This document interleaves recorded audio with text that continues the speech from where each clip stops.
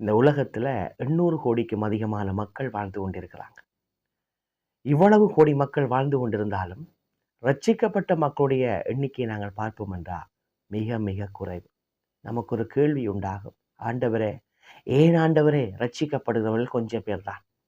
எல்லாரும் ரட்சிக்கப்பட்டா மிகவும் சந்தோஷமாக இருக்குமே என்று அநேக நேரத்துல நமக்கு ஒரு வேதனையான ஒரு சிந்தனை எழும்புவதுண்டு.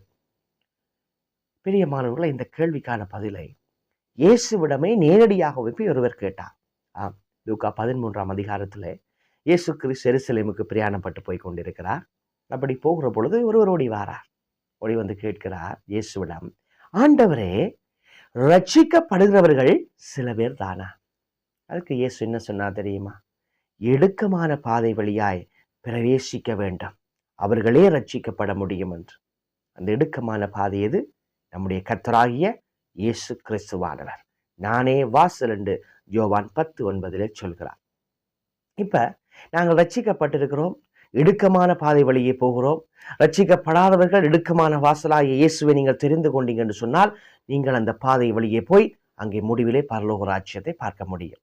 இங்கேதான் ஒரு மிக முக்கியமான விடயம் என்னவென்றால், லூக்கா 13:24 இடுக்கமான வாசலில் நுழைய வேண்டும் என்று சொல்ல இயேசு 25ஆம் வசனத்திலே சொல்கிறார், வீட்டு எஜமான் எழுந்து அந்த வாசலை பூட்டின பின்பு ஆண்டவரே ஆண்டவர் என்று தட்டினாலும் அது திறக்கப்படாதாம். இயேசுவிலே பிரியமானவர்களே, ஆம், இந்த இடுக்கமான வாசல் என்பது ஒரு நாள் பூட்டப்படும். எப்பொழுது? நம்முடைய கர்த்தராகிய இயேசு கிறிஸ்துவின் வருகையின் பொழுது. அந்த வாசல் பூட்டப்பட்டு விடுதுன்னு சொன்னால், பிறகு என்னதான் தட்டினாலும் அந்த வாசல் திறக்கப்படாது. ஆகவே இப்பொழுதுதான் வாசல் திறந்திருக்கிறது.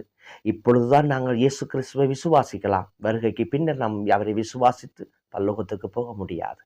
ஆகவே கர்த்தராகிய இயேசுவை விசுவாசியுங்கள், வாசல் பூட்டப்படும் என்பதாய் அதற்குள்ளே நுழைவோம். கர்த்தர் நம்மை சீக்கிரத்தில் வந்து கூட்டிச் செல்வாராக. கர்த்தர் தாமே உங்களை நிறைவாக ஆசீர்வதிப்பாராக. ஆமென்.